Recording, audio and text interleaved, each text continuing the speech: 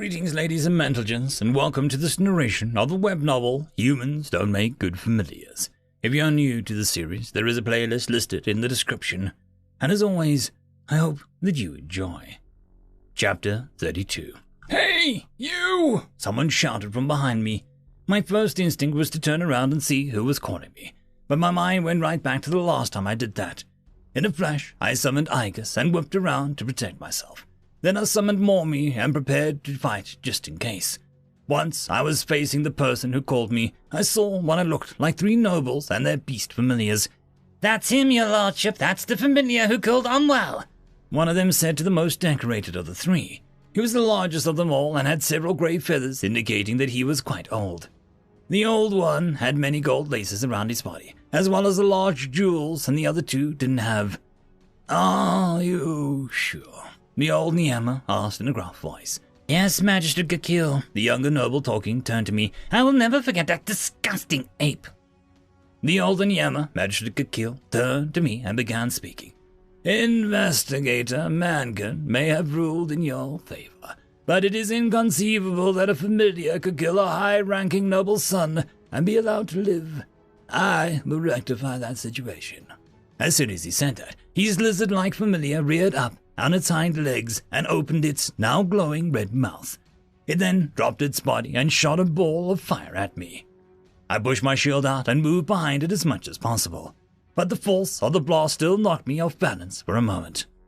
"I need some breathing room," I said quietly to myself and sent Mori away, then used shadow chanting to summon Destiny. I threw it as hard as I could and flung it straight into the open mouth of the familiar that was charging up another shot. It went down its throat and killed it, causing it to fall forward with a thud. "Destiny!" I called out, and she reappeared back in my hand. The 2 lesser nobles stepped back in fear, but not the older one. "Impressive, but that was just a salamander. Let's see how you handle my prized familiar. Igos!" A magic circle formed around the ground between myself and the 3 nobles, and a large horse-sized monster began to appear. It had scales, leathery wings, a short fat neck, and a long tail with spikes at the end. "Behold, one of the lesser dragon species. A drake," the magistrate said smugly. "A freaking dragon!"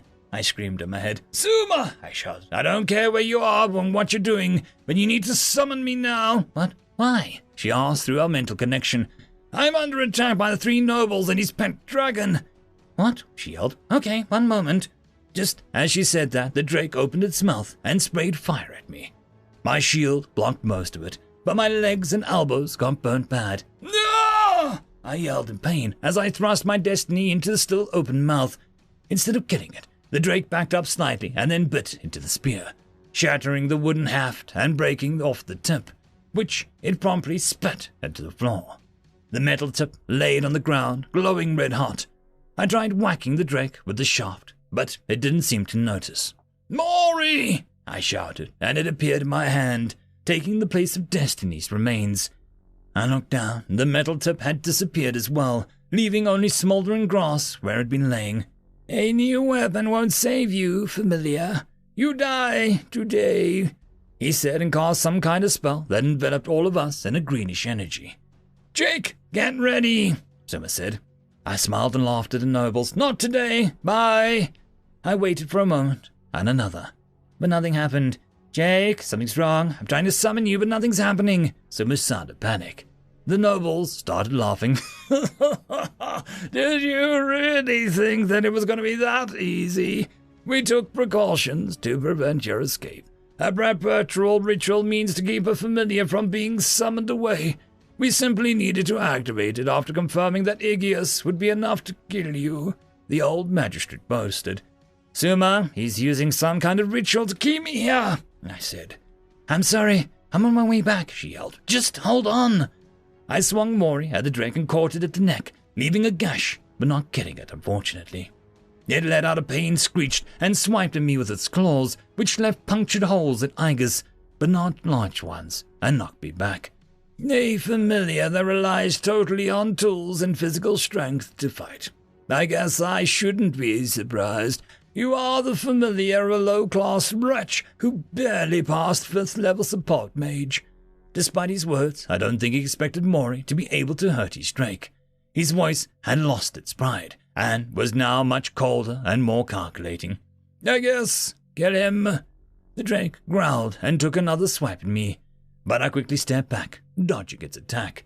It spun around and used its tail to knock me off my feet, causing me to hit the ground hard. I rolled out of the way just as it sprayed the area of the ground that I was on with its fire again, barely avoiding getting burned.